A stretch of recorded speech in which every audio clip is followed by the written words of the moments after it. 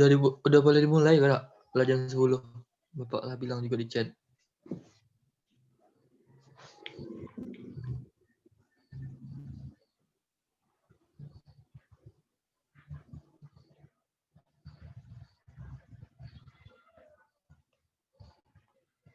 Belum ya, nunggu bapaknya.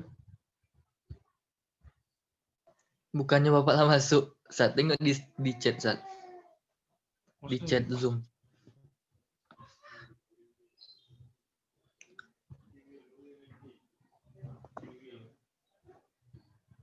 Udah.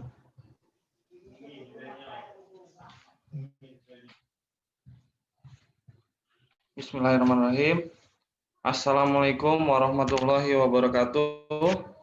Waalaikumsalam warahmatullahi wabarakatuh. Waalaikumsalam warahmatullahi wabarakatuh. Yang terhormat Bapak Mariono selaku dosen pengampu MKKBI dan teman-teman yang saya banggakan. Sebelum kita memulai diskusi pada pertemuan kali ini, ada baiknya kita semua berdoa dulu untuk kelancaran diskusi ini. Berdoa menurut agama dan kepercayaan masing-masing dimulai.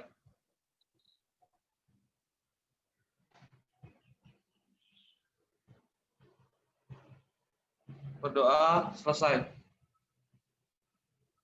Saya Irsad Maulana dengan NIM A1D12027 selaku moderator akan memimpin jalannya diskusi kali ini.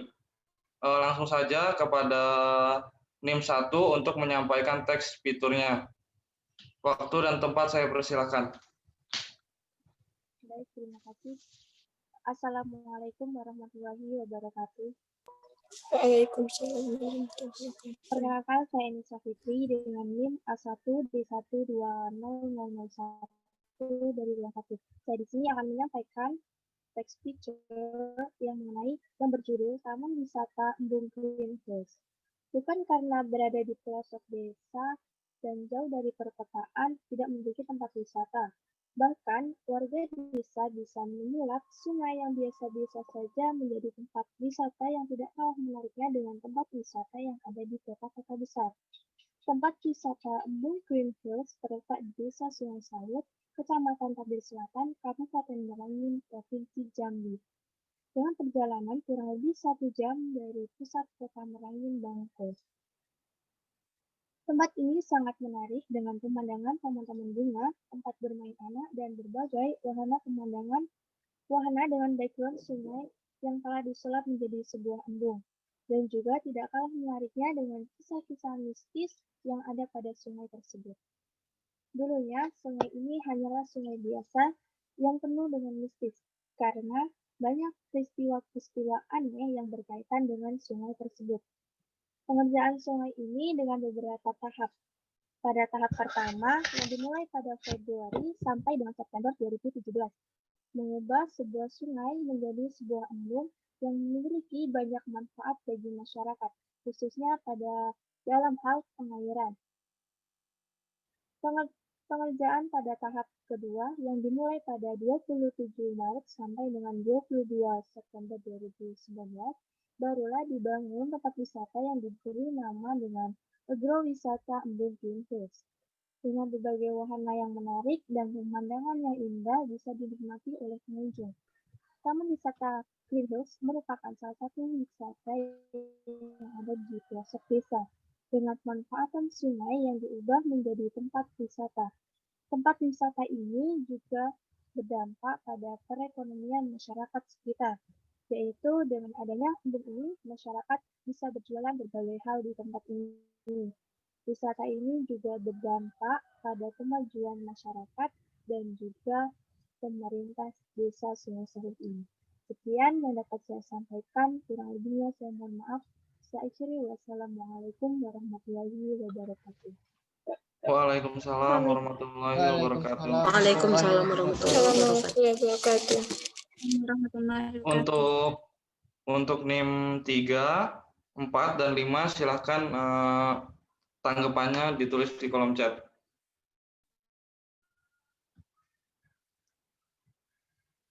Lanjut untuk NIM 02, silakan menyampaikan teks fiturnya. Baiklah, Assalamualaikum warahmatullahi wabarakatuh. Waalaikumsalam warahmatullahi Assalamualaikum warahmatullahi wabarakatuh. Yang terhormat Bapak Mariono MPD selaku dosen pengampu MK KBI dan teman-teman sekalian, baiklah perkenalkan nama saya Marsha Depa Azila dengan NIM A1D12002. Di sini saya akan melaporkan naskah fitur yang berjudul Sejarah Kabupaten Bungo. Kabupaten Bungo adalah sebuah kabupaten yang terletak di bagian barat Provinsi Jambi. Muara Bungo adalah ibu kota dari kabupaten ini. Dahulu, saat Kesultanan Jambi masih berkuasa, daerah Muara Bungo juga merupakan bagian dari wilayah Kesultanan Jambi. Saat itu, wilayah Muara Bungo terdiri dari beberapa negeri yang disebut batin, seperti Batin Batang Bungo, Batin Jujuhan, Batin Batang Tebo, dan Batin Batang Pelepat. Pada awalnya, pemimpin Muara Bungo adalah Sultan Mangkubumi yang berkedudukan di Balai Panjang atau di wilayah Dusun Tanah Pariuk saat ini. Sultan Mangkubumi dan juga pemimpin-pemimpin setelahnya adalah Wakil Rajo atau Sultan Jambi. Waktu itu untuk memimpin Muara Bungo.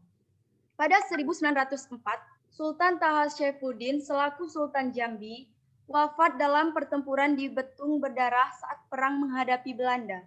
Sehingga Kesultanan Jambi takluk di bawah pemerintah kolonial Belanda.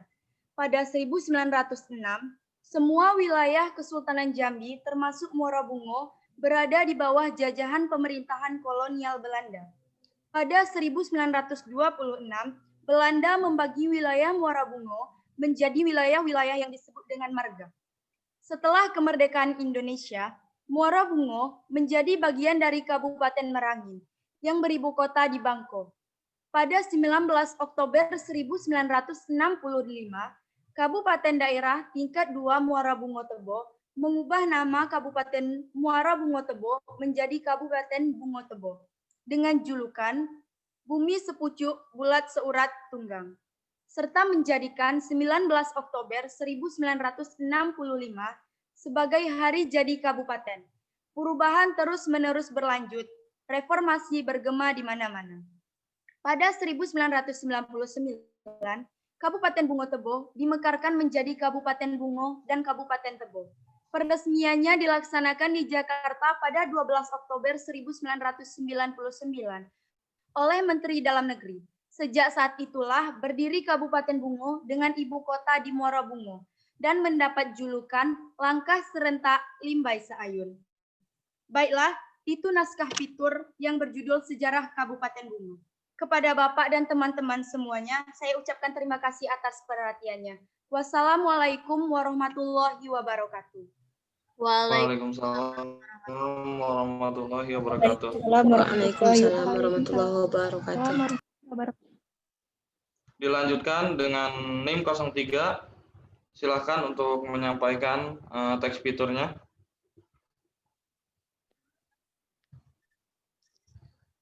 Assalamualaikum warahmatullahi wabarakatuh. Waalaikumsalam warahmatullahi wabarakatuh. Mohon maaf Irgi, buat NIM 456 silakan tanggapannya di kolom chat ya. Silakan Irgi dilanjut. Assalamualaikum warahmatullahi wabarakatuh. Waalaikumsalam warahmatullahi wabarakatuh. Perkenalkan nama saya Janus Gustiawan dengan NIM A1D12003. Cinta akan menjelaskan tentang teks fitur saya yang berjudul Jam Gento Landmark Kota Bangko dengan sajian panorama yang indah. Untuk teks fitur kali ini, di teks fitur saya menjelaskan tentang bagian pembuka, teks fitur saya menjelaskan tentang apa itu jam gento. Dan pada bagian isi menjelaskan hal-hal fungsi atau hal-hal yang menarik lainnya mengenai jam gento. Dan di bagian penutup, saya akan menjelaskan tentang waktu berkunjung yang bisa dilakukan oleh wisatawan. Seperti yang kita tahu, Jam Gento adalah sebuah menara jam yang ada di Kota Bangko, Kabupaten Merangin, yang merupakan jadi salah satu ikon. Keunikan menara ini yaitu pemandangannya yang cukup indah, sehingga sering dijadikan tempat nongkrong oleh anak-anak muda hingga pada saat sore hari.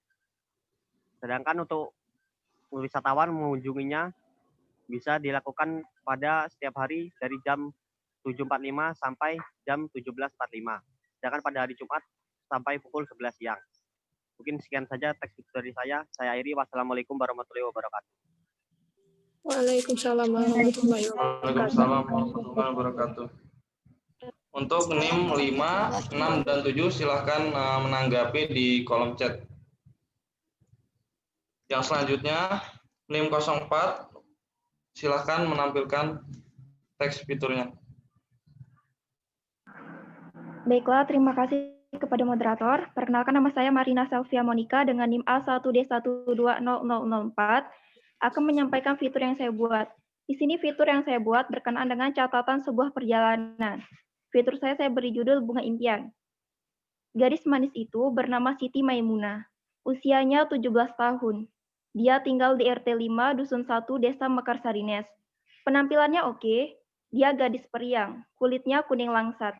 Anaknya rajin dan pintar. Pernah mengikuti kompetisi sains madrasah mata pelajaran fisika tingkat kabupaten dan mendapat juara 2. Juga pernah mengikuti lomba karya tulis ilmiah tingkat kabupaten dan mendapat juara 5.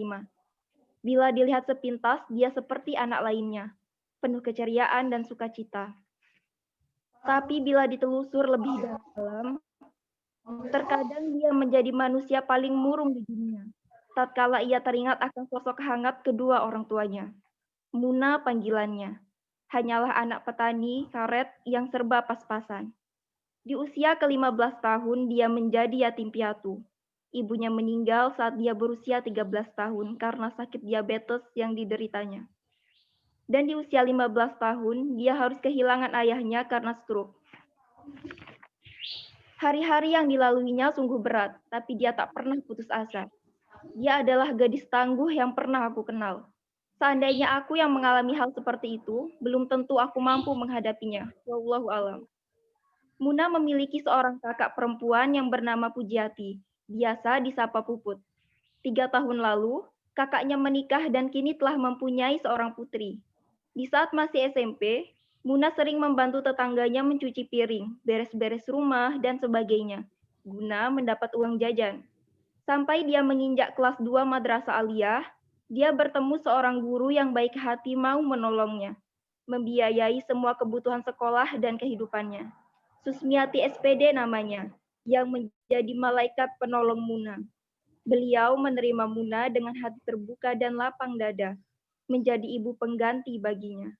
Asa dan harapan Muna terbentang luas setelah dia bertemu Ibu Susmiati. Dia berharap ingin menjadi penguasa sukses yang bisa dibanggakan oleh keluarganya dan membuktikan kepada semua orang bahwa keluarganya tidak harus dipandang sebelah mata. Sekian, terima kasih. Saya akhiri. Wassalamualaikum warahmatullahi wabarakatuh. Waalaikumsalam warahmatullahi wabarakatuh. Untuk NIM 6, 7, dan 8, silahkan tanggapannya dituliskan di kolom chat. Yang selanjutnya untuk NIM 05, silahkan menyampaikan teks fiturnya. Baiklah, Assalamualaikum warahmatullahi wabarakatuh. Nama saya Yulia Waalaikumsalam. Nama saya Yulia Ahmadianti, NIM A1D12005. Di sini saya akan membacakan teks fitur yang berjudul Menjaga Kelestarian Laman Basamo.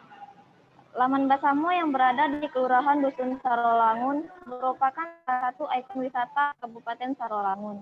Laman Basamo sebenarnya memiliki awal lapangan Sriwijaya. PLT Kepala Dinas PUPR Kabupaten Sarolangun, Ibnu Ziyadi kemudian mengubah namanya menjadi Laman Basamo yang artinya halaman bersama. Laman Basamo tidak hanya menjadi tempat publik, tetapi juga menunjukkan identitas lokal Sarolangun sebagai daerah yang kaya budaya. Untuk pembangunan Laman Basamo, pemerintah Kabupaten Sarolangun telah menghabiskan dana sekitar 3 miliar rupiah.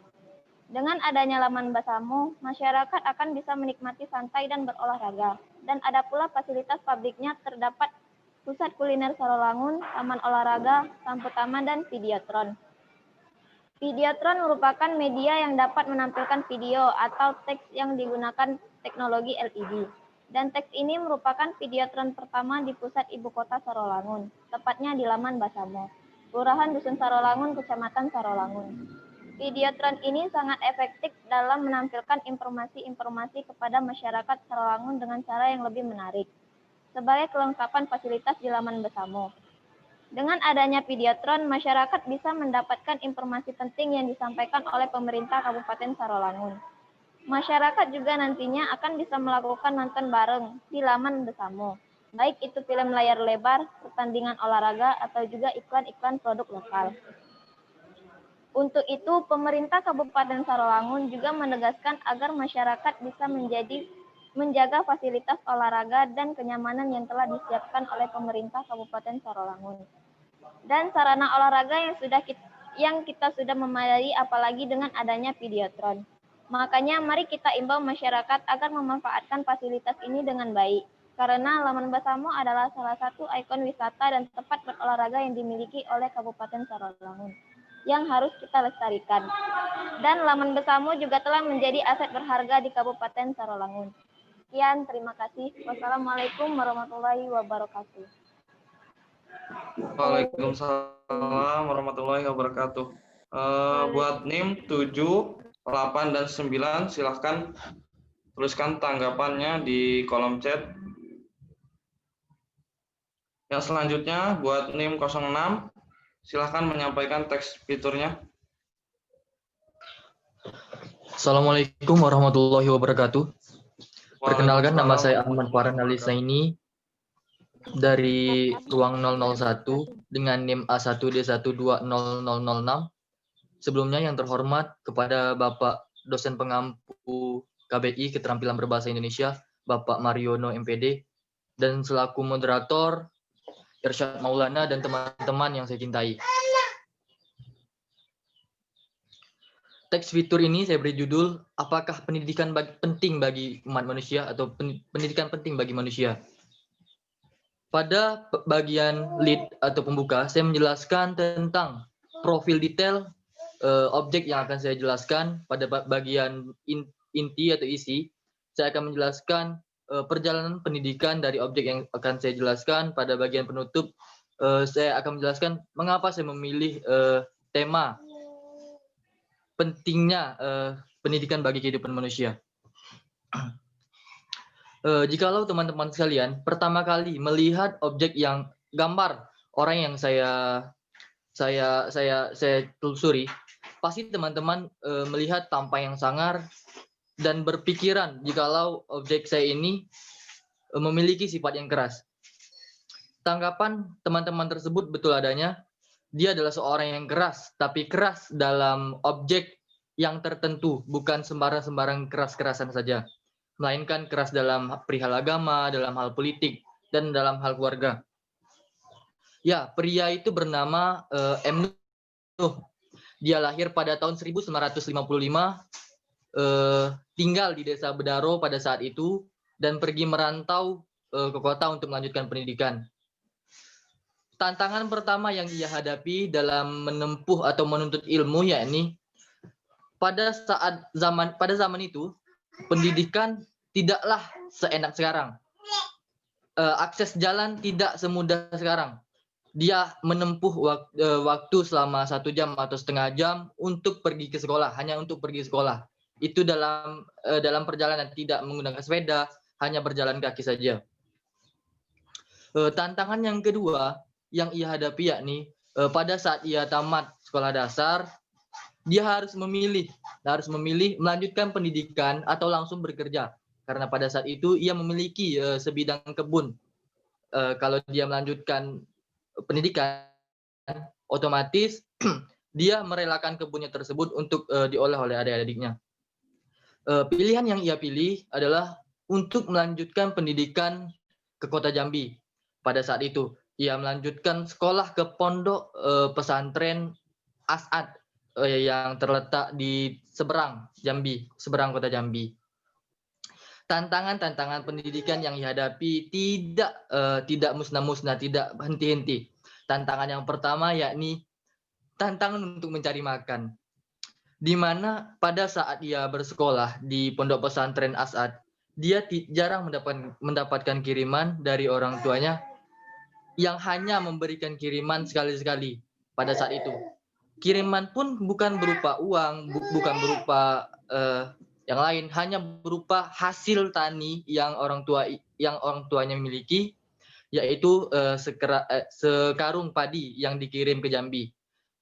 Untuk melanjutkan hidup, untuk membayar SPP di pondok pesantren itu, ia terpaksa harus mengajar anak-anak di musola untuk mengaji.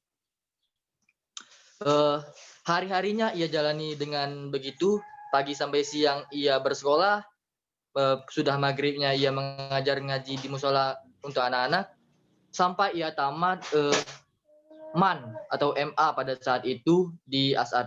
Kemudian ia melanjutkan pendidikannya ke perguruan tinggi, ke jenjang yang lebih tinggi lagi. Pada saat itu dia IAI, belum UIN pada saat itu namanya. Saya kurang tahu pasti apa nama tempat pendidikannya. Yang pasti sekarang namanya adalah UIN Sultan Taha. Dia tidak menyelesaikan pendidikannya pada saat itu, melainkan dia hanya berkuliah selama 2 tahun untuk mendapatkan gelar BA, kemudian pulang ke kampung halamannya untuk mengikuti tes seleksi PNS, pegawai negeri sipil, dan alhamdulillah dia lulus, kemudian memutuskan untuk menikah dengan wanita yang bernama Rabiah. Kehidupan sebagai PNS pada saat itu bukanlah kehidupan seperti PNS pada zaman sekarang. Untuk kebutuhan makan keluarga saja susah pada saat itu. Dan dia mengakali hidupnya dengan berternak ayam, banyaklah usaha-usaha seperti bertani untuk mencukupi kehidupannya. Kemudian ia melanjutkan kembali pendidikannya untuk menyelesaikan strata 1 atau sarjana, kemudian pergi ke Jambi dan akhirnya selesai.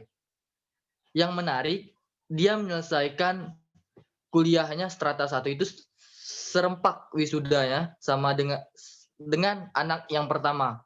Anak pertamanya wisuda, ia pun ikut wisuda. Setelah dia menyelesaikan strata 1. Mohon maaf Ahmad Farhan, 1 menit lagi ya waktunya ya.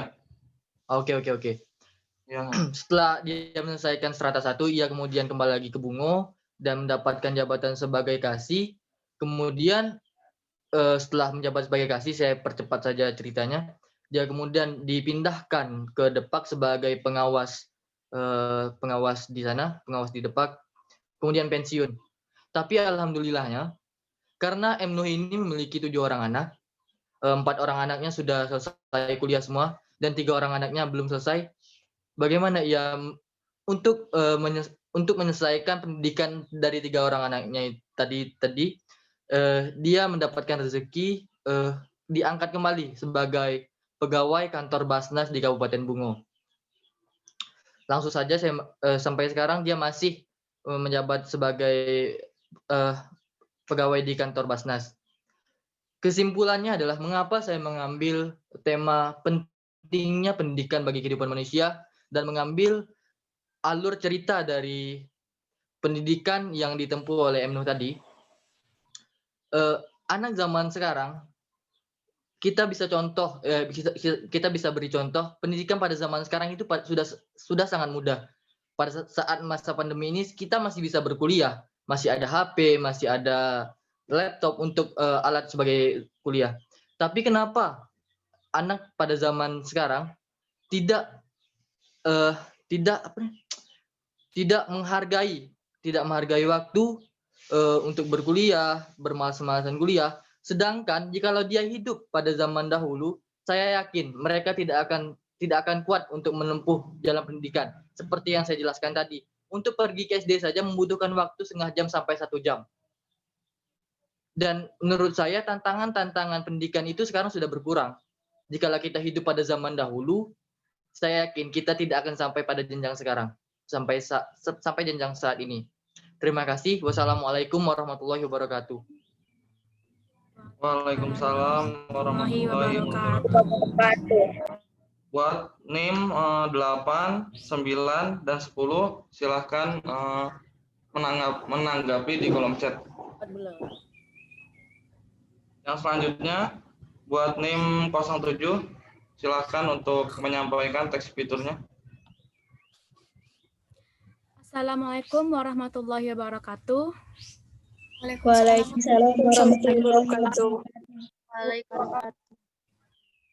Kenalkan, nama saya Lisa Febriana dengan NIM A1D12007. Di sini saya akan menceritakan sedikit tentang naskah fitur saya yang berjudul Keindahan Air Terjun Telun Pauh. Di sebuah desa yang berada di dekat Kabupaten Saralangun, Kecamatan Batangasai, terdapat sebuah aliran sungai yang sangat bersih di dekat desa Morocuban. Aliran sungai tersebut berasal dari salah satu hutan yang terdekat di sekitar kampung. Dari mata air tersebut mengalirlah terus ke sungai-sungai yang banyak batu besar dan dikelilingi oleh pohon pahu sehingga menghasilkan sebuah air terjun yang sangat indah dipandang oleh mata. Pada zaman dahulu, terdapat banyak sekali pohon-pohon yang tumbuh di sekitar air terjun yang sangat indah. Namun, dari sekian banyak pohon-pohon yang berada di sekitar air terjun, hanya ada satu paling mencolok karena pohonnya yang besar, yaitu pohon pahu, dan paling rajin berbuah.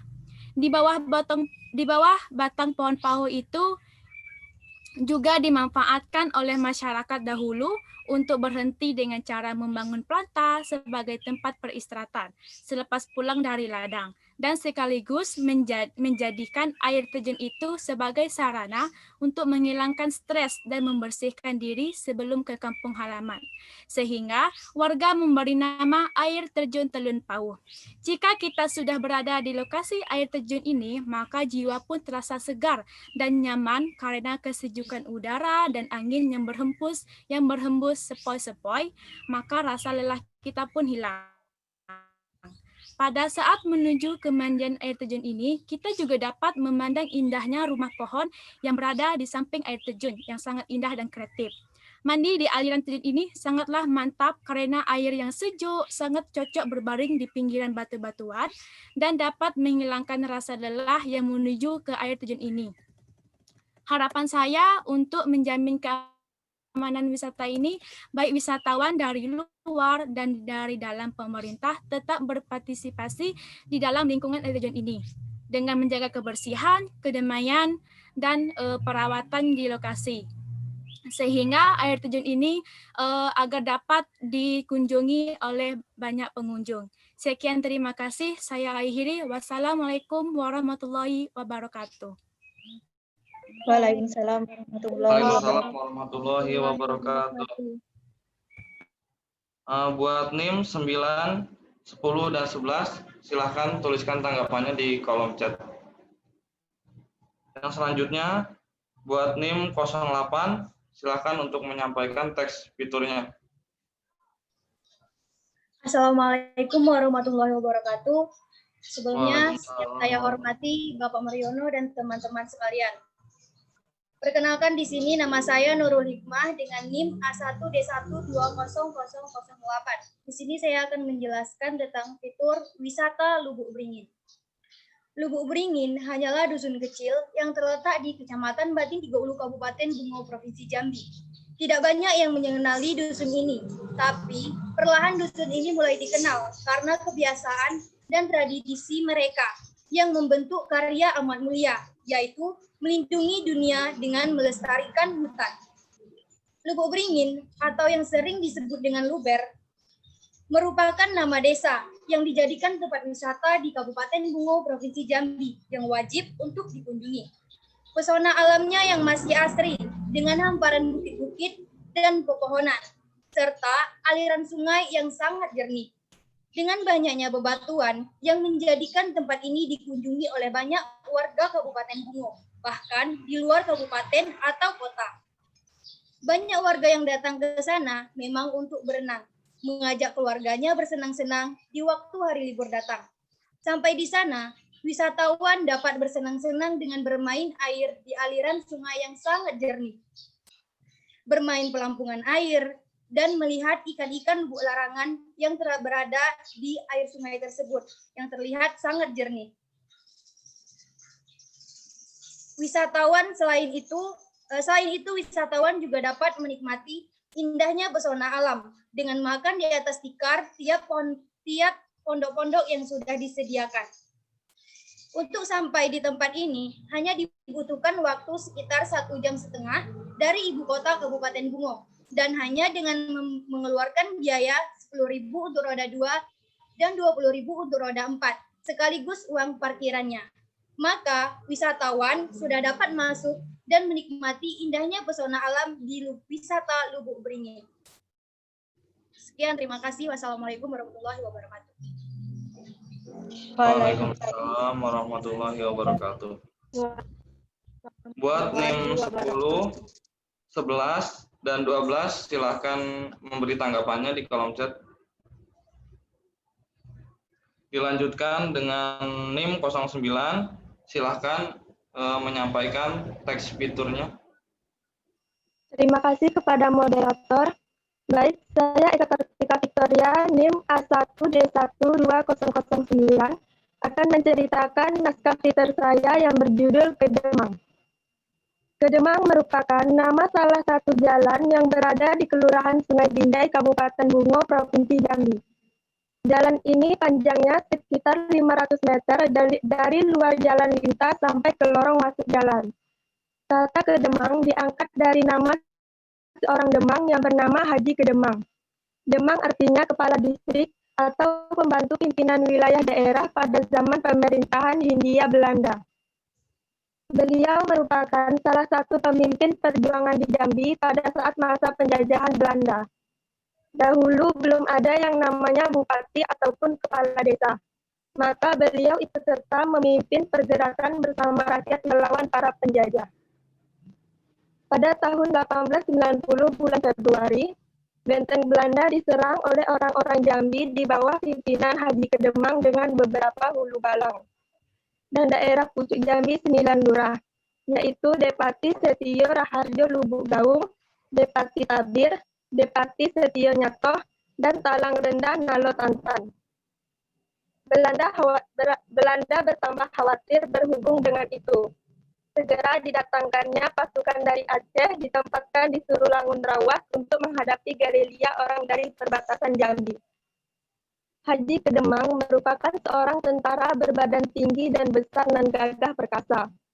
Hampir dari seluruh wilayah di daerah Bungo dahulunya milik beliau termasuk Jalan Kedemang yang telah dibagi-bagikannya ke anak cucunya. Setelah lama Indonesia merdeka, Kabupaten Bungo pada saat itu dipimpin oleh Bupati bernama Bapak Dr. Handus Haji Zulfikar Ahmad. Bapak Bupati menetapkan nama salah satu jalan di Sungai Bindai dengan nama Jalan Haji Kedemang. Seiring berjalannya waktu, nama jalan ini sempat ingin diganti dengan nama lain. Tetapi keluarga dari Haji Kedemang menolak dan berusaha tetap mempertahankan nama jalan tersebut hingga kini. Penetapan nama jalan ini bertujuan agar keturunan beliau selalu ingat dan mengetahui siapa itu Haji Kedemang. Cerita ini diambil dari penjelasan nenek saya yang merupakan keturunan dari Haji Kedemang. Diceritakan secara turun-temurun agar senantiasa mengingat perjuangan dari para pendahulu. Sekian, terima kasih.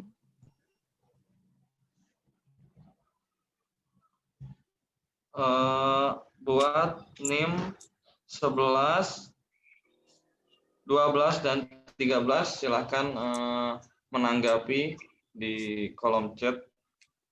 Dilanjutkan dengan NIM 10,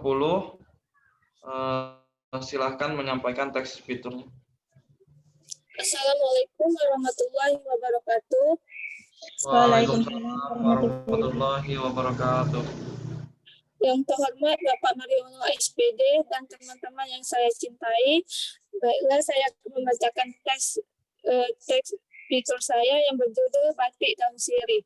Nusantara kita kaya akan budaya. Setiap suku bangsa punya ciri khas dan identitas dari keragamannya.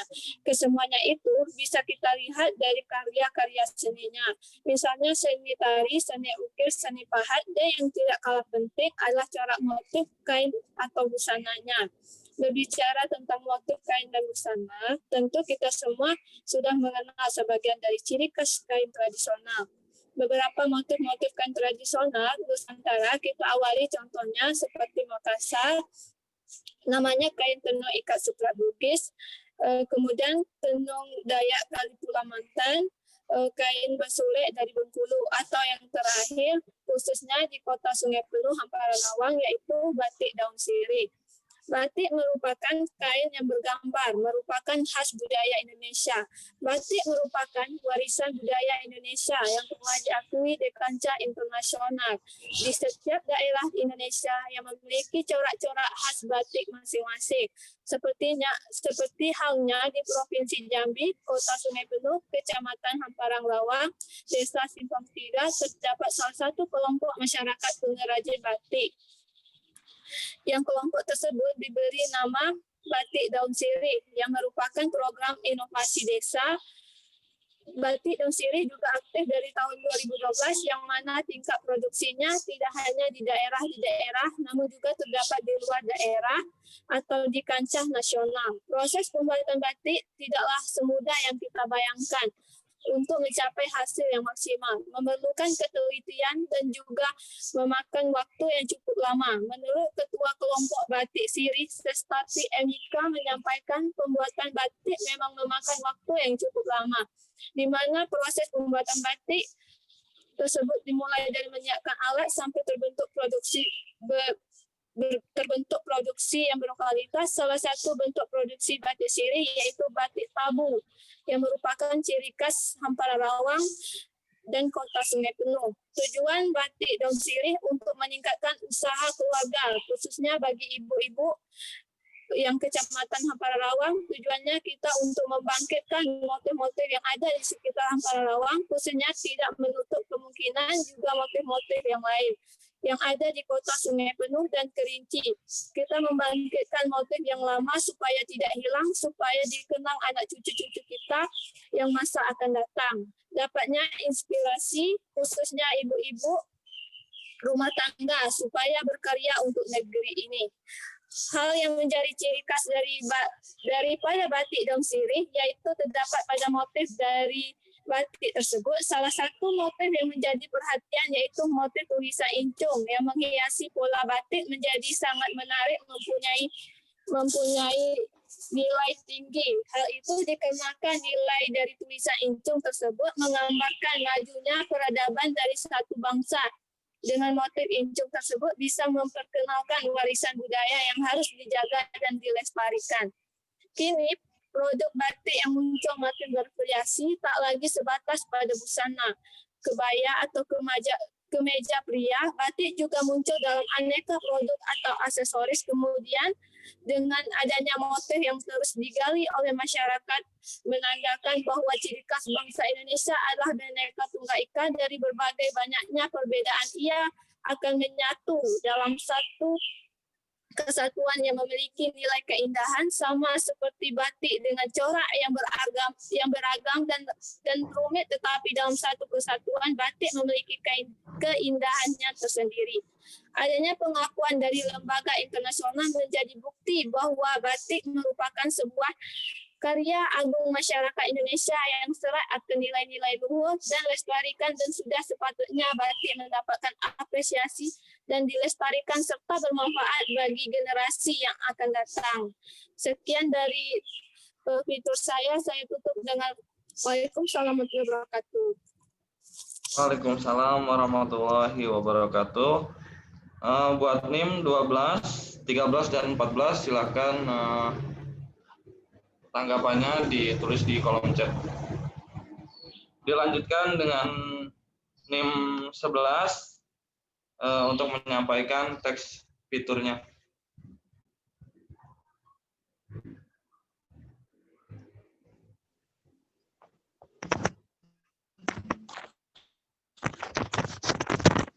Assalamualaikum warahmatullahi wabarakatuh. Waalaikumsalam warahmatullahi wabarakatuh. Nama saya Venia Panilsa dengan NIM A1D1200011. Di sini saya akan membacakan teks fitur saya dengan judul Perkebunan Teh Kayu Aro. Teh merupakan salah satu minuman yang paling populer di dunia termasuk di Indonesia. Negeri kita memang banyak memiliki perkebunan teh yang indah dan memukau. Salah satu yang terkenal adalah Perkebunan Teh Kayu Aro di kawasan Kabupaten Kerinci, Provinsi Jambi. Kebun teh ini memproduksi teh hitam yang disebut menjadi salah satu teh terbaik di dunia. Secara administratif, letak Perkebunan Teh Kayu Aro ini berada pada Kecamatan Kayu Aro, Kabupaten Kerinci, Provinsi Jambi. Lokasinya berada tepat di kaki Gunung Kerinci, sehingga tak sulit bagi wisatawan untuk mencapainya.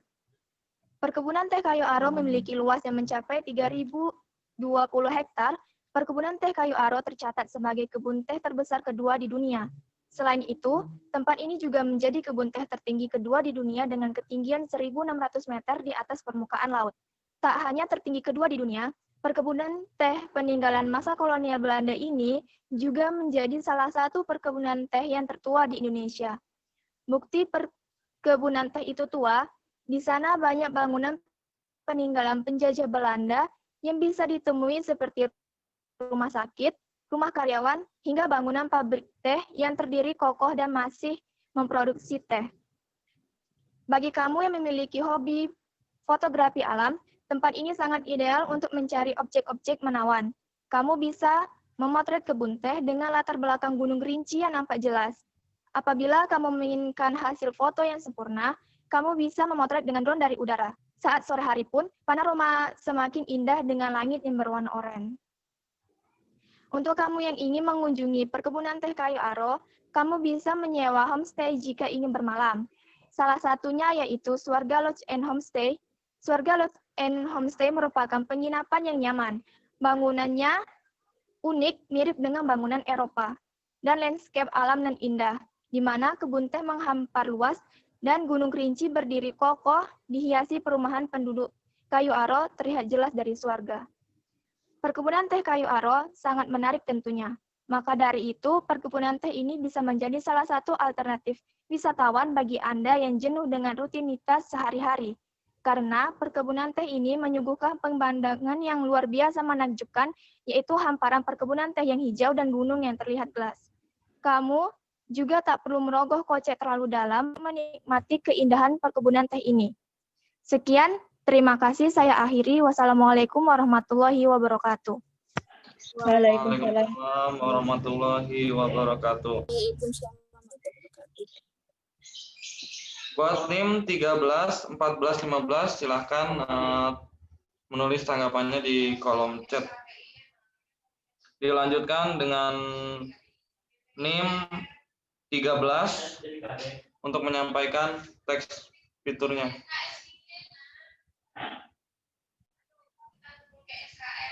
Baiklah, perkenalkan nama saya Agustian Susanto, NIM A1D12013. Langsung saja, saya akan membacakan fitur yang berjudul Keindahan Gunung Dempo. Indonesia memiliki beraneka ragam gunung dengan berbagai karakteristik yang menarik. Gunung-gunung tersebut tidak jarang menjadi salah satu wisata di waktu musim liburan tiba. Mengingat selain memiliki pemandangan alam yang indah dan udara yang sejuk, daerah penggunungan juga dianggap tempat yang tepat untuk memperkenalkan anak dengan alam, sehingga memupuk sikap bertanggung jawab dan cinta kepada tanah airnya. Terletak di perbatasan Provinsi Sumatera Selatan dan Provinsi Bengkulu, tepatnya di kota dingin penghasil kopi Robusta, yaitu Kota Pagar Alam. Gunung Dempo merupakan puncak tertinggi di Provinsi Sumatera Selatan yang terletak di Kota Pagar Alam. Dari pusat kota Palembang untuk sampai di kawasan pegunungan ini menempuh jarak sekitar 300 km atau menghabiskan waktu sekitar 8 jam perjalanan melewati Kabupaten Prabomuli dan Kabupaten Lahat. Kaki Gunung Dempo menawarkan pemandangan alam yang indah. Tidak heran ketika memasuki waktu akhir pekan dan waktu liburan tiba, tempat ini menjadi salah satu tempat favorit wisata alam di Provinsi Sumatera Selatan. Apalagi di lokasi wisata ini sudah banyak ditemukan fasilitas penunjang wisata seperti tempat penginapan dengan berbagai fasilitas hingga pusat belanja oleh-oleh. Banyak kegiatan wisata yang bisa dilakukan di kawasan kaki Gunung Dempo. Salah satunya adalah melihat dari dekat hamparan kebun teh di daerah penggunungan. Nah, selain itu, kegiatan menarik lainnya yang bisa kita lakukan adalah mengunjungi hamparan perkebunan warga. Jika sedang musim panen, wisatawan bisa membeli berbagai buah dan sayuran yang masih segar langsung dari petaninya. Wisatawan yang berkunjung ke kawasan kaki Gunung Dempo biasanya lebih memilih untuk mengingat matahari terbit yang menawan. Apalagi jika ditemani dengan secangkir kopi robusta khas pagar alam yang terkenal kenikmatannya. Keramaian wisatawan bukan hanya di hari Lebaran, tapi tiap hari libur juga, bahkan Sabtu dan Minggu wisatawan banyak mampir ke sini. Maka dari itu, marilah berlibur sejenak, lepaskan penat dengan bermain ke kota pagar alam di wisata Gunung Dempo. Sekian, terima kasih. Wassalamualaikum warahmatullahi wabarakatuh. Waalaikumsalam warahmatullahi wabarakatuh. Waalaikumsalam warahmatullahi wabarakatuh.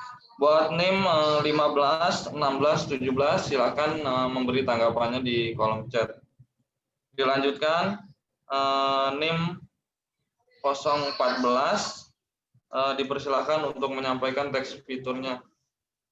Assalamualaikum warahmatullahi wabarakatuh. Waalaikumsalam warahmatullahi wabarakatuh.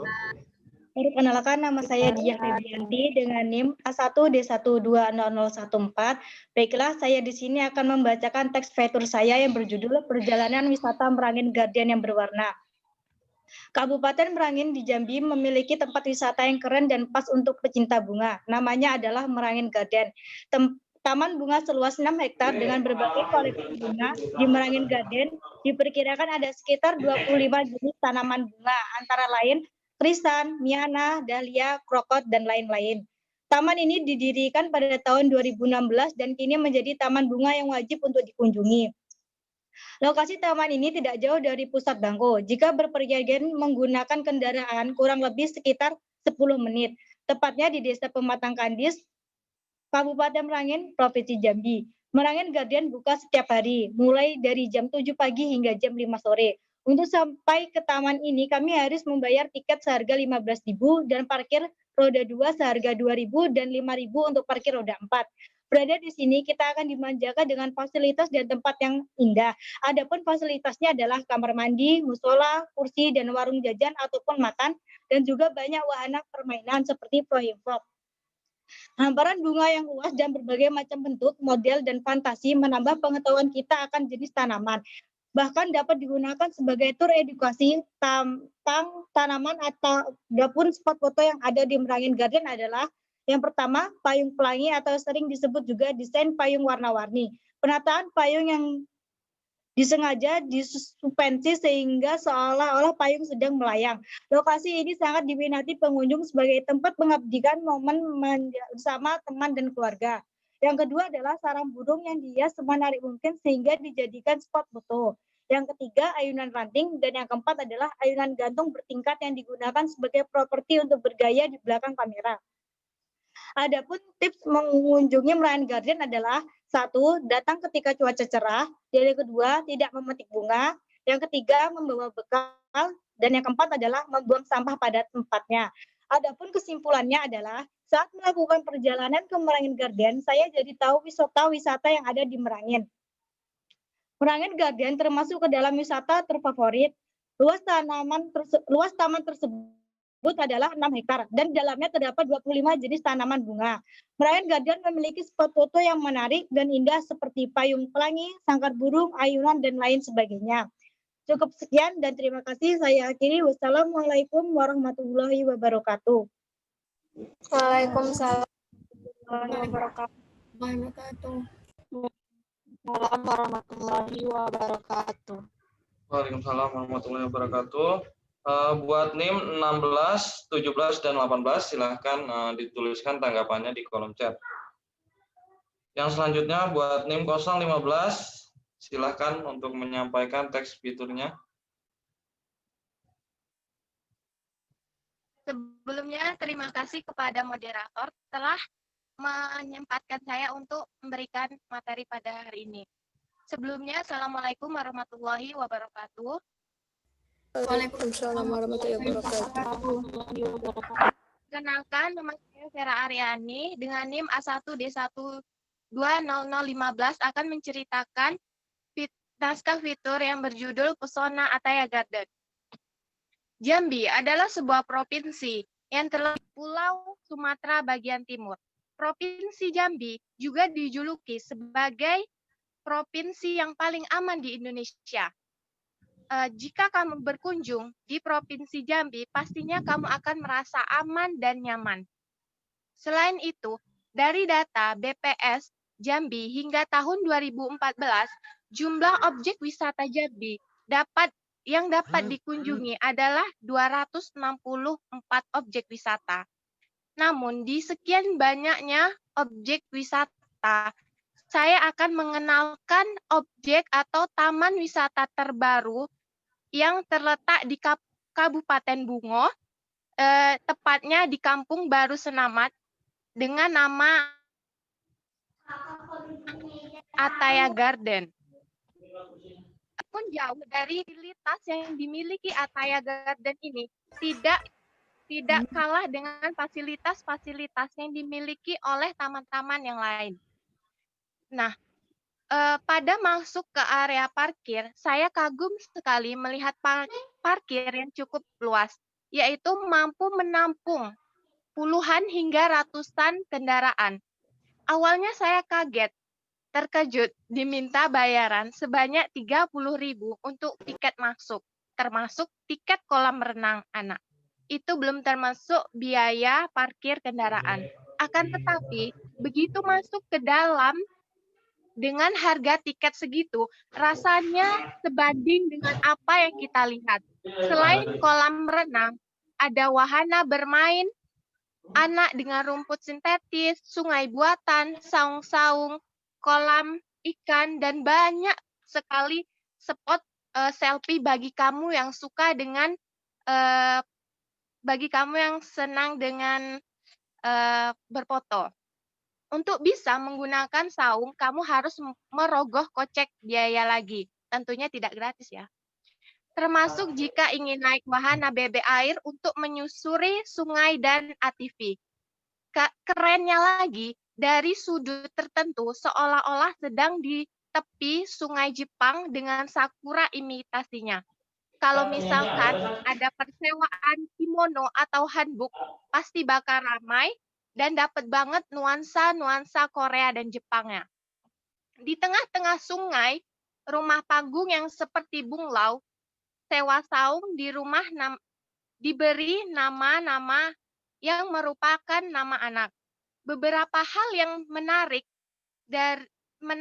perhatian adalah hampir semua tanaman di situ adalah merupakan tanaman plastik. Dan juga selebihnya saya terkesan dengan keramahan petugas, baik dari loket tiket, petugas keamanan, hingga petugas yang berjaga di beberapa sudut taman dan mau membantu pengunjung untuk memotret. Nah, gimana teman-teman semua? Tempat ini sangat cocok bagi kalian untuk menghabiskan waktu weekend kalian bersama keluarga ataupun bersama pasangan kalian. Cukup sekian, terima kasih. Assalamualaikum warahmatullahi wabarakatuh. Waalaikumsalam warahmatullahi wabarakatuh. Kepada NIM 17, 18, 19, silahkan memberi tanggapan di kolom chat. Dilanjutkan dengan NIM 16, silahkan untuk menyampaikan teks fiturnya. Baiklah, Assalamualaikum warahmatullahi wabarakatuh. Waalaikumsalam warahmatullahi wabarakatuh. Yang saya hormati Bapak Mariono selaku dosen pengampu mata kuliah keterampilan berbahasa Indonesia. Adapun judul fitur saya adalah Wisata Danau Kerinci. Kerinci, sebuah kabupaten yang terletak di ujung barat Provinsi Jambi, selama ini dikenal sebagai tujuan wisata utama Provinsi Jambi. Namun, kabupaten dengan slogan Sekepal Tanah Surga ini memiliki potensi wisata alam yang menarik untuk dikunjungi. Salah satunya adalah Danau Kerinci. Kawasan yang terletak di kaki Gunung Rayo ini merupakan danau terbesar yang ada di Kabupaten Kerinci. Luasnya adalah 4.200 hektar, sekitar 5.000 meter persegi. dengan kedalaman 110 meter dan memiliki ketinggian 783 meter di atas permukaan laut. Danau ini terbentuk akibat adanya letusan gunung berapi. Oleh karena itu, danau ini ditetapkan sebagai satu-satunya danau vulkanik yang ada di Kabupaten Kerinci.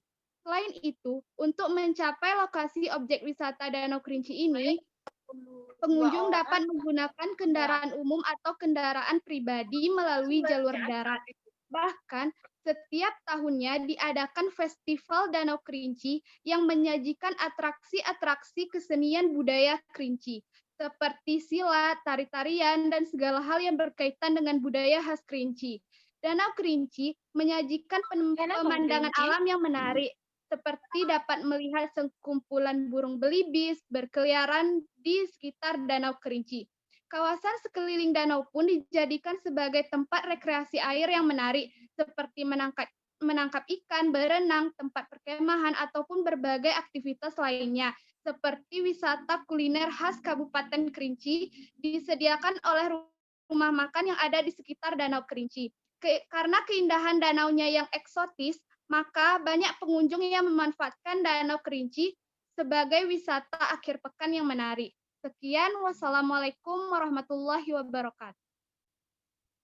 Waalaikumsalam warahmatullahi wabarakatuh. Buat NIM 18, 19, 20 dipersilakan untuk menanggapi di kolom chat. Selanjutnya NIM 17. Silakan untuk menyampaikan teks fiturnya. Baiklah, terima kasih moderator.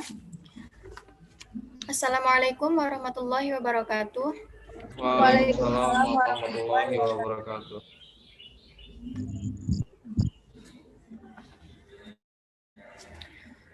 Perkenalkan, nama saya Ria Puspitasari dengan NIM A1D1200017 dari ruang 001 akan menyampaikan ringkasan fitur saya yang berjudul Misteri Tikungan Harmoko.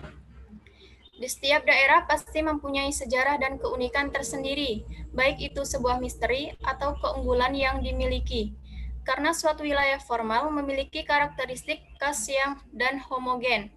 Karakteristik ini bisa dilihat dari karakter fisik dan karakter sosialnya. Di suatu daerah di Pulau Sumatera, tepatnya di Desa Senawarjaya, Kecamatan Bayung Lincir, Kabupaten Musi Banyu Asin, Provinsi Sumatera Selatan, terdapat sebuah tikungan yang konon memiliki sejarah khusus pada tahun 1989. Tikungan ini terletak di pinggiran tebing yang sangat curam dan membentuk lengkungan yang sangat tajam.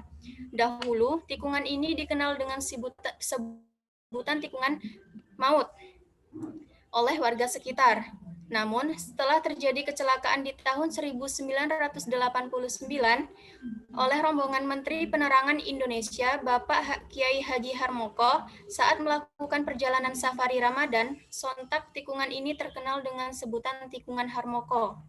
Banyak sekali kecelakaan yang terjadi di tikungan ini, hingga menelan banyak korban yang tewas, baik itu kalangan orang dewasa maupun anak-anak. Di tikungan ini pernah terjadi kecelakaan selama 3 hari berturut-turut dan 1 hari setelahnya disusul kembali oleh kecelakaan selanjutnya, yang mana hingga saat ini alhamdulillah tidak ada lagi kabar kecelakaan yang terjadi. Untuk itu, kita sangat ditekankan supaya berhati-hati ketika berkendara, karena keselamatan itu dari diri kita dan untuk kita sendiri. Tetaplah waspada dan selalu ingat keluarga di rumah. Sekian, terima kasih. Wassalamualaikum warahmatullahi wabarakatuh. Waalaikumsalam warahmatullahi wabarakatuh. Waalaikumsalam warahmatullahi wabarakatuh. Buat NIM 19, 20, dan 21, silahkan memberi tanggapan di kolom chat. Yang selanjutnya buat NIM 018, silahkan untuk menampilkan teks fiturnya.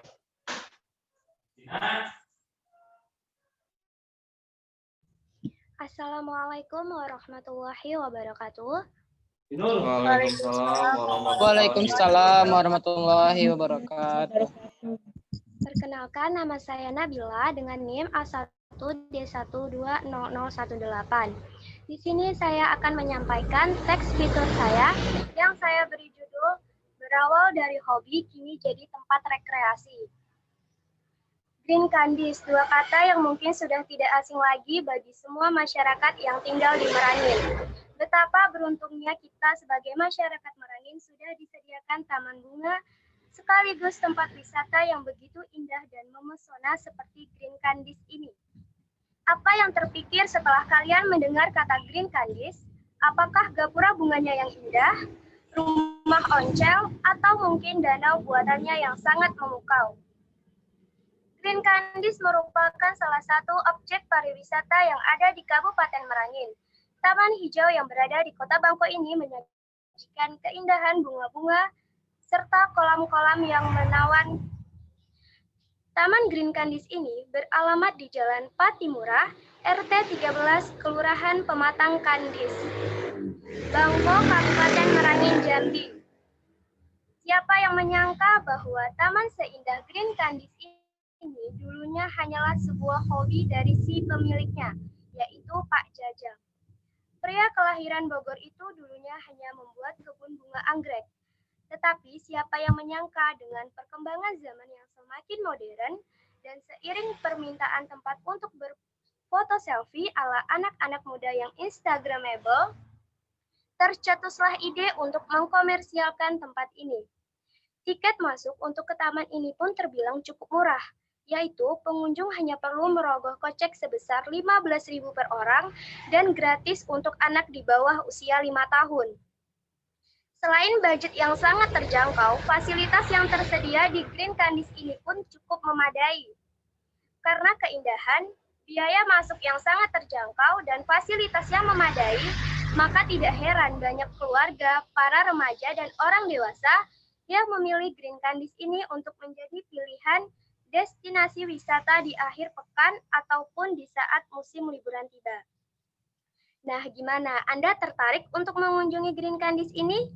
Anda dapat melihat langsung betapa indah dan mengagumkannya pesona taman ini. Jadi, tunggu apa lagi? Mari berlibur ke Green Candies. Ingat, liburan tidak harus mahal. Liburan pun tidak perlu jauh keluar kota karena sekarang objek wisata sudah ada di sekitar kita. Cukup sekian dan terima kasih. Wassalamualaikum warahmatullahi wabarakatuh. Waalaikumsalam warahmatullahi wabarakatuh. Waalaikumsalam warahmatullahi wabarakatuh. Buat NIM 202122 dipersilakan untuk menanggapi di kolom chat. Selanjutnya buat NIM 019 silakan untuk menyampaikan teks fiturnya. Baik, terima kasih kepada moderator. Assalamualaikum warahmatullahi wabarakatuh. Waalaikumsalam warahmatullahi wabarakatuh. Nama saya Aura Manalisa dengan NIM A1D1200019. Di sini saya akan membacakan teks fitur saya, yaitu fitur sejarah dengan judul Taman Makam Pahlawan Batanghari. Pada 10 November diperingati sebagai Hari Pahlawan Nasional oleh masyarakat. Peringatan Hari Pahlawan dapat dijadikan sebagai cermin atau refleksi tentang pengorbanan, keteladanan, dan keteguhan untuk menggapai harapan masa depan dengan terus bekerja dalam rangka mewujudkan masyarakat adil dan sejahtera sebagai cita-cita perjuangan bangsa dan termuat dalam sila kelima Pancasila yang berbunyi keadilan sosial bagi seluruh rakyat Indonesia. Juga sebagai momentum dalam rangka penumbuh kembangkan nilai-nilai persatuan, kepahlawanan, keperintisan, dan kesetiakawanan Indonesia. Di Batanghari sendiri terdapat Taman Makam Pahlawan Batanghari yang berlokasi di Sridadi, Jalan Lintas Sumatera, Muara Bulian. Dengan luas 9.740 meter persegi. Taman Makam Pahlawan terdiri dari 9 makam pahlawan yang berada di sisi kanan Jalan Gajah Mada menuju ke arah Muara Tembesi. Di saat memasuki Taman Makam Pahlawan, ada tugu besar dengan lambang burung Garuda yang tertempel di tugu tersebut.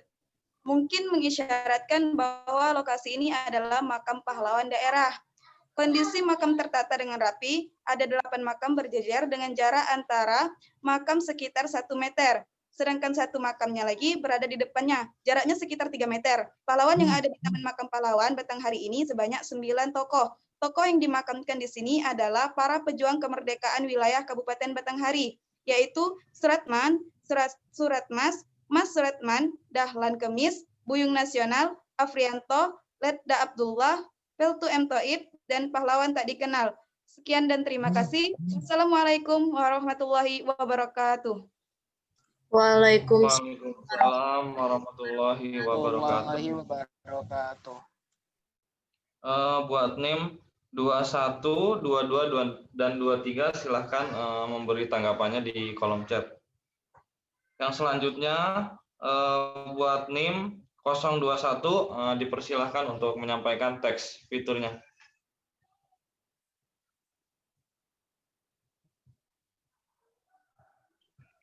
Assalamualaikum warahmatullahi wabarakatuh. Waalaikumsalam warahmatullahi wabarakatuh. Perkenalkan, nama saya Ferdi Ardiansyah dengan NIM A1D120021. Di sini saya akan membacakan teks fitur saya. Di sini saya mengambil jenis teks fitur pribadi-pribadi menarik atau fitur biografi. Saya mengambil fitur biografi ayah saya sendiri dengan judul Lelaki Sesungguhnya. Sosok yang tak pernah kenal pamrih, pemikul beban berat yang tak pernah merintih. Dialah seorang ayah, tak pernah peduli siang dan malam mengumpulkan pundi-pundi rupiah demi kelangsungan hidup keluarganya. Berprofesi sebagai seorang petani adalah pekerjaan yang selalu menghiasi hari-hari dari sosok yang saya banggakan. Meski mungkin bertani adalah profesi yang dianggap sebelah mata untuk sebagian orang. Namun, hal ini berbeda dari sosok yang satu ini. Beliau adalah seorang ayah yang selalu saya jadikan contoh teladan dan penyemangat bagi kehidupan saya. Nama ayah saya adalah Usman. Beliau lahir pada tanggal 12 Maret 1967 di Desa Pemusiran, Kecamatan Ibu Panjang, Kabupaten Tanjung Timur, Provinsi Jambi. Beliau adalah anak ketiga dari 8 bersaudara. Dari kecil, beliau sudah terbiasa menggantungkan kehidupannya dengan berprofesi bertani di area persawahan. Alasan yang membuat beliau memilih profesi bertani itu karena tidak ada profesi lain yang sesuai dengan keadaan beliau pada masanya. Dan juga karena cuma ladang sawahlah harta yang dimiliki oleh keluarganya. Pada tanggal 3 Oktober 1996, beliau menikah dengan seorang gadis yang bernama Siti Mardia, yang sekarang saya panggil ibu. Wanita yang mendampingi hidup ayah ini lahir di tempat yang sama pada tanggal 7 Oktober 1977. Terpaut usia yang lumayan jauh, tidak menjadi penghalang kebersamaan. Sama-sama berasal dari keluarga yang hanya hidup berkecukupan, membuat mereka harus tetap bekerja keras demi keluarga. Perjuangan hidup mereka hadapi banyak tantangan. Setelah setahun hidup bersama, ayah dan ibu diberi keturunan pertama yang terlahir pada tanggal 15 Juli tahun 1997 yang diberi nama Firmansyah. Selang 5 tahun kemudian diberi titipan seorang keturunan lagi, seorang anak laki-laki yang terlahir pada tanggal 3 Mei tahun 2002 yang diberi nama Muhammad Ade Bisri. Selang 1 tahun kembali ayah dan ibu saya melahirkan anak bungsunya yang terlahir pada tanggal 9 Agustus 2003, yaitu saya sendiri. Untuk mencukupi kebutuhan hidup keluarga dengan 3 orang anak laki-laki yang usianya tidak jauh berbeda, membuat ayah dan ibu semakin bekerja keras demi mencari biaya untuk bersekolah. Selain bertani di ladang sawah, ayah juga mencari penghasilan tambahan dengan membuka warung kecil-kecilan. Penghasilan ayah yang diperoleh dari berjualan tidaklah menentu setiap harinya. Kondisi ekonomi yang semakin hari bertambah krisis membuat penghasilan ayah dari berjualan tidak terlalu memadai lagi, dan juga karena bertambahnya persaingan toko-toko yang lebih besar. Sosok lelaki terhebat di mata saya ini tidaklah mengenal lebih lelah demi memperjuangkan kebahagiaan keluarganya. Karena tak hanya bertani di ladang sawah, membuka warung kecil-kecilan, beliau juga berprofesi sebagai imam masjid. Bagi ayah, hidup ini memang harus dijalani apa adanya. Dan yang jadi paling penting itu adalah kejujuran. Tekun, kerja keras itu memang harus. Namun tidak boleh mengeluh dan jangan muluk-muluk. Ada Allah Subhanahu wa Ta'ala yang selalu bersama kita. Karena hari ini kita masih melihat dunia itu sudah nikmat yang luar biasa dan patut kita syukuri. Inilah pesan dari beliau. Bagi saya, lelaki sesungguhnya dia sosok ayah. Sekian dari saya. Wassalamualaikum warahmatullahi wabarakatuh. Waalaikumsalam warahmatullahi wabarakatuh. Buat NIM 23, 24, dan 25 dipersilakan untuk menanggapi di kolom chat. Dilanjutkan dengan NIM 022, dipersilahkan untuk menyampaikan teks fiturnya.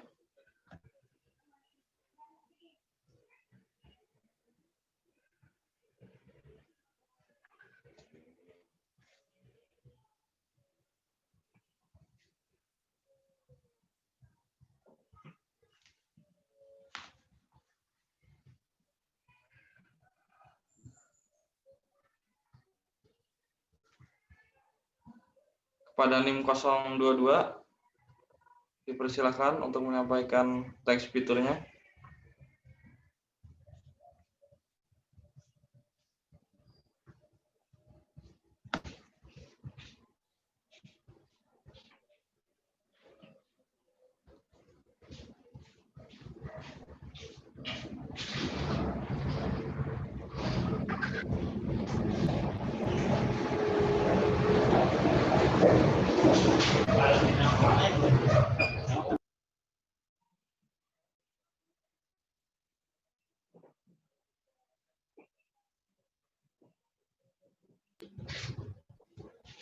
Mohon maaf, Sonya Arpitasari dengan NIM 1D12022. Dipersilakan.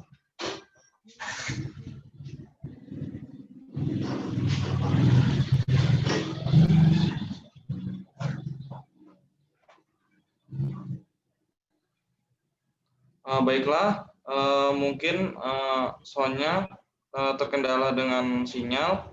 Kita lanjutkan dengan NIM 23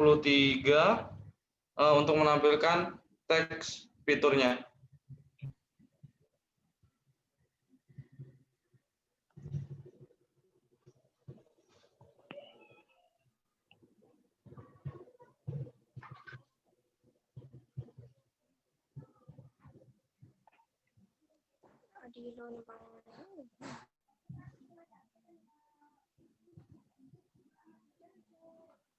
Kepada NIM 023, Wiwin, dipersilakan untuk menampilkan teks fiturnya.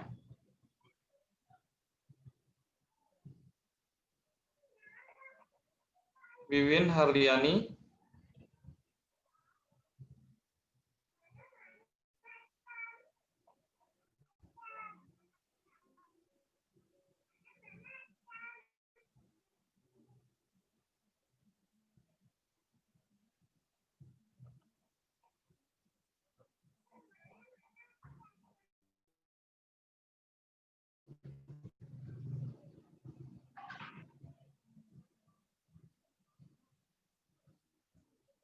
Wiwin Harliani dengan NIM 023 dipersilakan untuk menyampaikan teks fiturnya.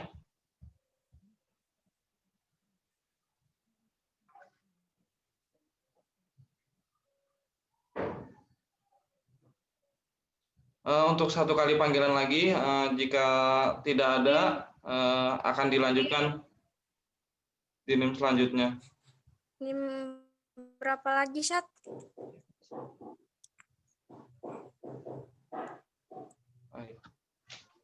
Ya, buat NIM 023, Wiwin, dipersilakan untuk menyampaikan teks fitur. Ya.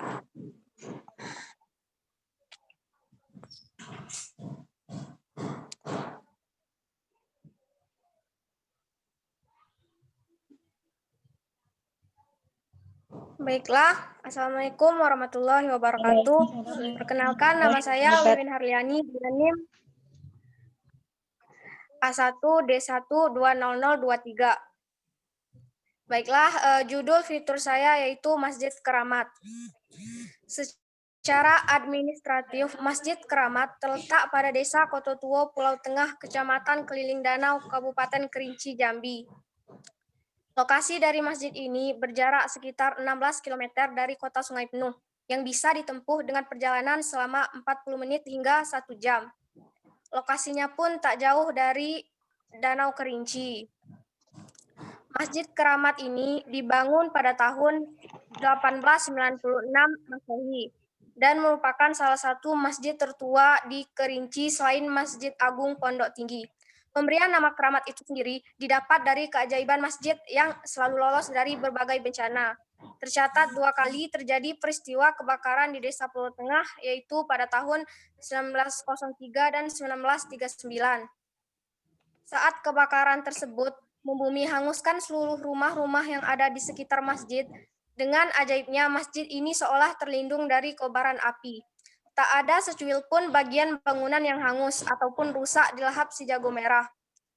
Pada tahun 1942, Saat terjadi gempa bumi di Pulau Tengah, masjid ini pun tak mengalami kerusakan sedikit pun. Berdiri di lahan seluas 2.650 meter persegi dan memiliki luas bangunan sekitar 27 kali 27 meter, masjid ini pun memiliki daya tarik pada sisi arsitekturnya. Bangunan masjid dikelilingi 2 pagar tembok dengan ketinggian berbeda. Bangunan masjid sendiri dibagi menjadi 2 bagian, yaitu ruang utama dan serambi. Dinding-dinding masjid tersebut terbuat dari papan, serta memiliki pintu berhiaskan keramik bermotif bunga. Pada dinding bagian utara, selatan, dan barat merupakan dinding papan yang disusun secara sejajar. Sedangkan pada bagian timur, di dinding papan dipugar dan diganti dengan tembok karena telah rusak. Papan-papan ini dihias dengan motif berbentuk botol, diberikan pula lambang-lambang sebagai ventilasi udara. Masjid Keramat ini juga memiliki beberapa fasilitas yang lengkap untuk menunjang kegiatan beribadah, seperti tempat wudhu, kamar mandi, pengeras suara, dan juga halaman parkir yang cukup luas. Namun masjid kuno ini perlu mendapat perhatian khusus dari pemerintah setempat untuk melestarikan serta menjaga cagar budaya warisan nenek moyang. Apabila kamu senang berwisata religi, maka tidak salah untuk berkunjung ke Masjid Keramat di Kota Tua Pulau Tengah ini. Kamu bisa bersembahyang di dalam masjid serta melihat secara langsung bangunan yang dilindungi oleh Allah dari berbagai musibah ini. Keindahan bangunan masjid pun bisa kamu nikmati usai menunaikan ibadah sholat. Kamu dapat berkeliling masjid serta melihat ke berbagai sudut masjid yang dihiasi berbagai macam ukiran dan motif nan indah. Bagian dalam masjid pun juga sangat menarik. Terdapat sebuah tiang penyangga besar yang berjumlah 1, serta mihrab dan mimbar dengan keunikan tersendiri. Sekian fitur dari saya. Wassalamualaikum warahmatullahi wabarakatuh.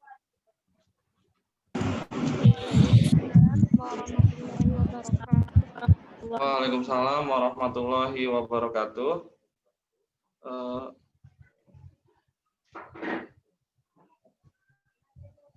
Buat NIM 252627 dipersilakan untuk menulis tanggapannya di kolom chat.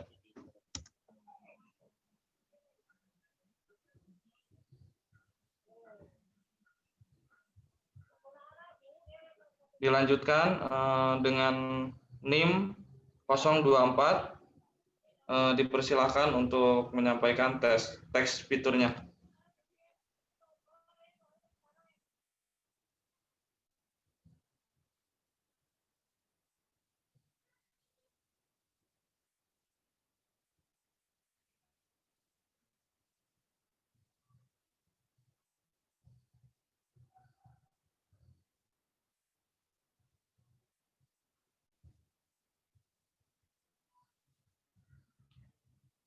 Untuk NIM 024, dipersilakan untuk menyampaikan teks fiturnya. 3 kali panggilan, kalau misalnya tidak ada, dilanjutkan ke NIM berikutnya. Perintah dari Bapak Mariono.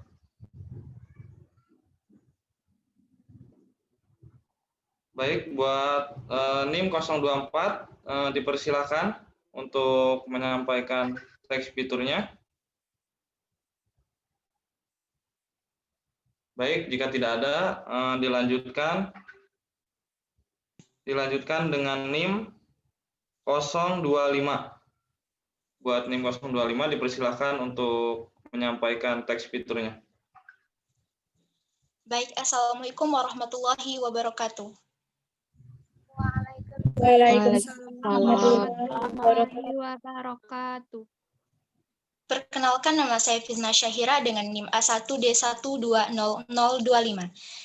Kali ini saya akan menyampaikan fitur budaya tentang di balik keindahan kesenian budaya Siki Rebana. Salah satu kekayaan yang kesenian yang tidak pernah selesai digali adalah musik. Hampir di setiap wilayah yang ada di Indonesia memiliki musik yang khas, dan kesenian, keunikan, serta keragamannya yang membuat Indonesia layak disebut sebagai negeri yang kaya akan budaya. Salah satu kesenian yang ada di Kerinci adalah Sike Rebana. Sike Rebana merupakan perpaduan 3 buah seni, seni musik, seni vokal, dan seni tari atau seni gerak.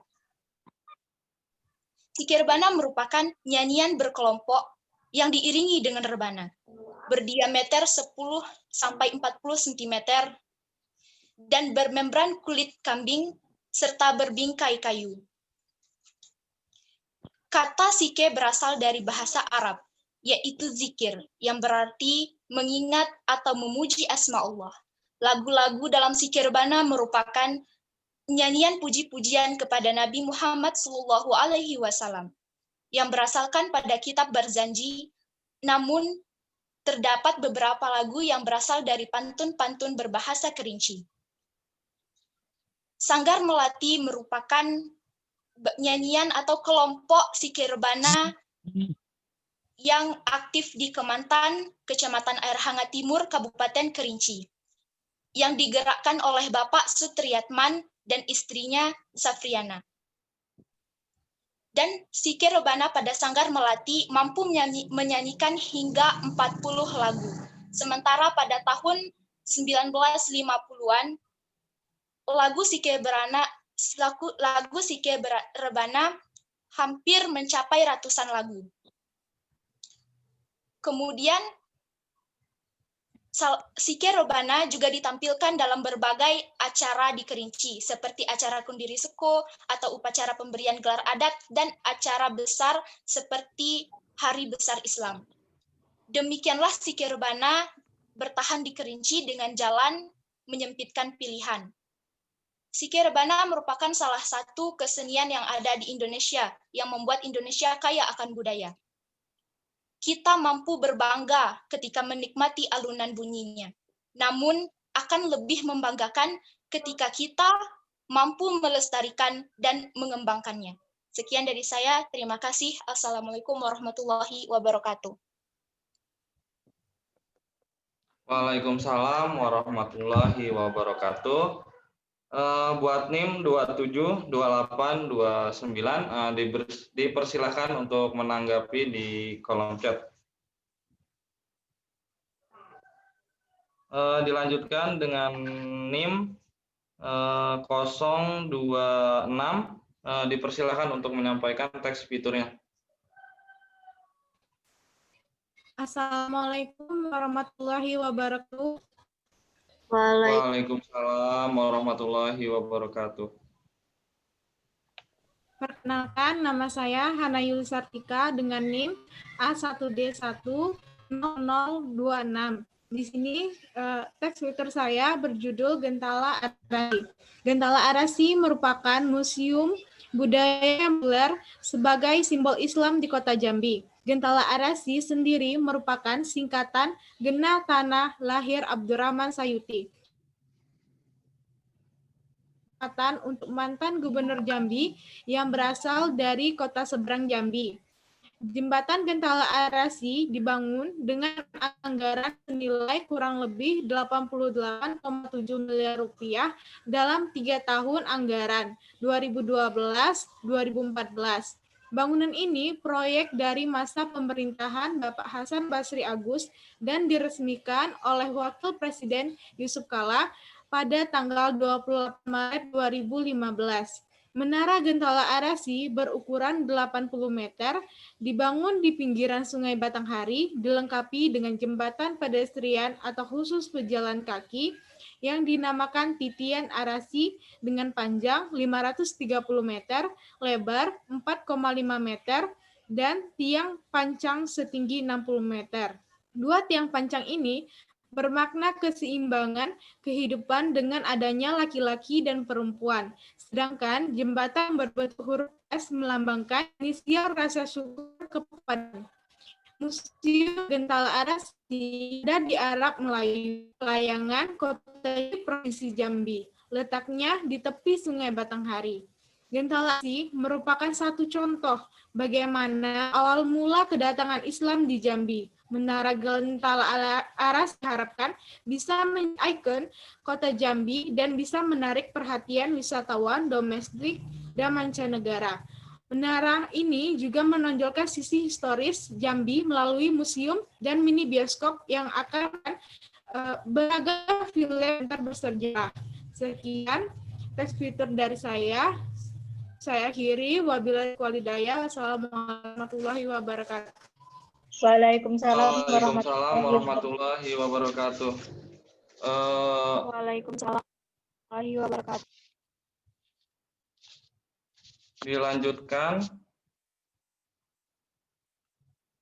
Dilanjutkan dengan NIM 027 dengan saya sendiri akan menyampaikan teks fitur saya. Assalamualaikum warahmatullahi wabarakatuh. Waalaikumsalam warahmatullahi wabarakatuh. Perkenalkan, nama saya Irsyad Maulana. Di sini saya akan menyampaikan ringkasan dari teks fitur yang saya buat. Teks fitur yang saya buat adalah fitur perjalanan pesona wisata alam Geopark Merangin. Geopark Merangin adalah objek wisata yang wajib dikunjungi oleh wisatawan karena banyak sekali pesona keindahan alam dan sejarah berupa peninggalan kuno. Geopark Merangin berada di Kabupaten Merangin, Provinsi Jambi, tepatnya di Desa Air Batu dan Dusun Baru, Kecamatan Pamberap. Perjalanan dari lokasi saya, Desa Tanjung Benuang, Kecamatan Pemenang Selatan, Kabupaten Merangin, Provinsi Jambi, ke Geopark Merangin juga tidak terlalu jauh dan terbilang dekat. Saya hanya membutuhkan waktu 2 jam setengah untuk sampai ke Geopark Merangin menggunakan kendaraan bermotor. Untuk bisa berada di lokasi inti pada Geopark Merangin, Anda membutuhkan waktu sekitar 3 jam dengan menyusuri sungai dengan arum jeram. Wisata alam ini sangat populer di kalangan wisatawan di Jambi karena daya tarik berupa fosil flora berusia 350 juta tahun yang ada di dalamnya. Kesimpulan pada perjalanan ke Geopark Merangin yaitu saya jadi tahu wisata alam yang sangat populer dan bersejarah yang berupa Geopark Merangin dengan objek fosil flora berusia 350 juta tahun yang ada di dalamnya.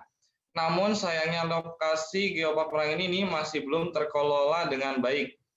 Fosil flora yang berusia lebih dari 350 juta tahun ini benar-benar memberikan pengalaman wisata yang sangat menarik buat saya. Sekian teks fitur, ringkasan fitur yang bisa saya sampaikan. Buat NIM 29, 30, dan 31 dipersilakan untuk menanggapi di kolom chat.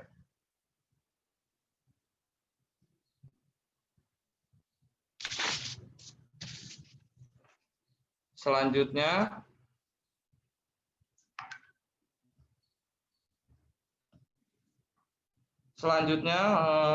buat NIM 028 dipersilahkan untuk menyampaikan teks fiturnya.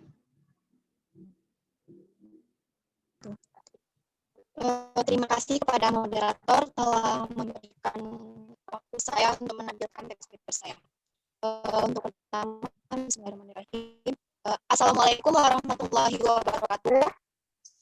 Waalaikumsalam warahmatullahi wabarakatuh.